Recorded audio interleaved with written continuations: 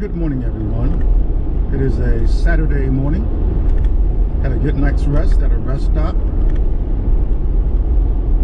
And I just stopped, as you saw there, at Sable River Overlook.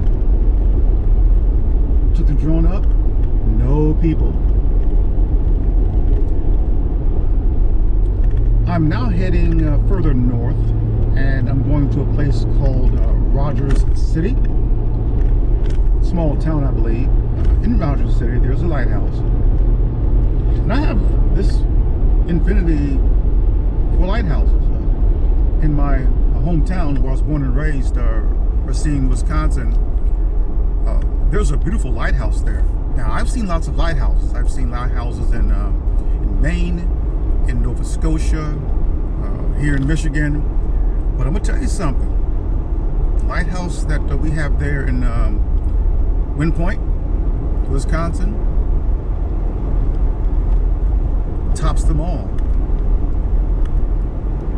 Of course, they're all unique in their appearance.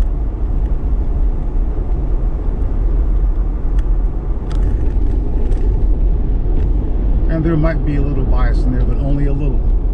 Only a little. So let's see if this lighthouse in Rogers City will surpass all the ones that I've seen so far.